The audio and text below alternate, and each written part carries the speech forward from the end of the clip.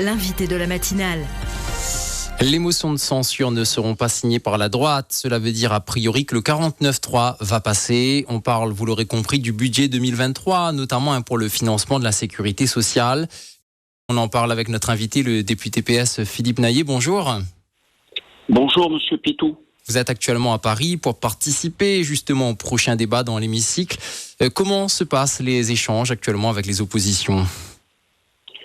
Écoutez, c'est la déception pour les oppositions. Pourquoi ? Parce que je crois qu'il faut rappeler ce qui est important. Ce qui est important, c'est que d'abord, la majorité aujourd'hui, en tout cas le gouvernement, n'a pas de majorité à l'Assemblée nationale. Ça, c'est le premier point. Pas de majorité absolue. Le deux n'a pas de majorité, ni absolue et même pas relative. Et la deuxième chose qu'il faut dire, c'est que l'Assemblée nationale, que ça plaise ou pas, elle est représentative du pays, donc elle est représentative de l'état du pays. Les oppositions, je dis bien les oppositions, personne n'a le monopole de l'opposition, les oppositions ont fait un certain nombre de propositions, notamment dans le cadre du projet de loi de finances, en tout cas la première partie, puisque vous avez bien compris que la motion de censure porte sur les recettes. On a fait un certain nombre de propositions qui ont été faites. Je vais dire rapidement pour que nos auditeurs comprennent bien. Le MoDem, c'est pas la NUPES, le MoDem a proposé la taxation des super dividendes. Une députée socialiste a proposé un amendement sur le crédit d'impôt pour les résidents des EHPAD.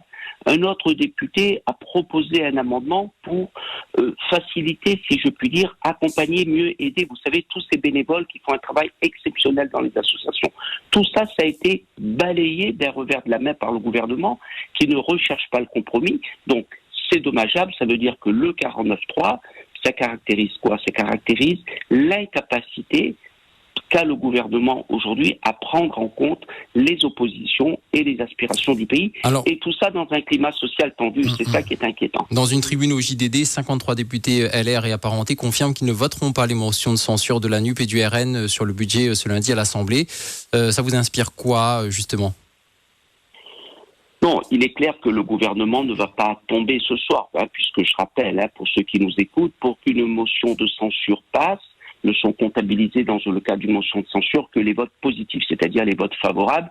Il faudrait 289 votes. Et comme LR ne votera pas, la NUPES ne votera pas, et c'est heureux, la motion de censure du Rassemblement national, et le Rassemblement national ne votera pas non plus la motion de censure de la NUPES. Nous, au niveau de la NUPES, moi j'ai signé la motion de censure. À travers cette motion de censure, c'est de montrer notre mécontentement, notre opposition, et surtout rappeler les valeurs qui ont été les nôtres au moment de la campagne, c'est-à-dire la thématique sociale aujourd'hui, puisque quand même dans les dernières élections, là aussi, et je fais le lien avec la mission Outre-mer, vous savez que cette semaine est importante, puisque bien sûr il y a ces motions de censure ce soir sur le budget et sur un certain nombre de parties du PLFSS, mais ce qui est important également pour nous réunionnais, c'est que arrive en débat la mission Outre-mer, c'est-à-dire pour faire simple le budget Outre-mer. Et là aussi, alors que les populations ultramarines à travers leur vote, rappelez-vous, M. Pitou, le vote dans les Outre-mer, il a été unanime. Elles ont dit quoi, les populations ultramarines, aussi bien à l'élection présidentielle qu'aux élections législatives? Elles ont exprimé leur colère par rapport à la politique de Macron pendant 5 ans, et en même temps, elles ont dit leurs attentes, qui sont d'abord des attentes sociales. Quand je dis sociales, c'est la vie chère, c'est l'éducation, c'est les moyens pour l'hôpital, c'est tout cela. Il n'y a rien de cela non plus dans la mission Outre-mer. Bien sûr, on va se battre, je veux dire, puisque ça passera en commission, même si c'est passé dans un certain nombre de commissions déjà, ça viendra en séance publique. Donc, en tout cas, les débats risquent d'être animés encore, on l'imagine, et l'ambiance est assez tendue aussi quand même entre les oppositions elles-mêmes, qui n'arrivent pas à s'entendre pour avoir une réelle opposition.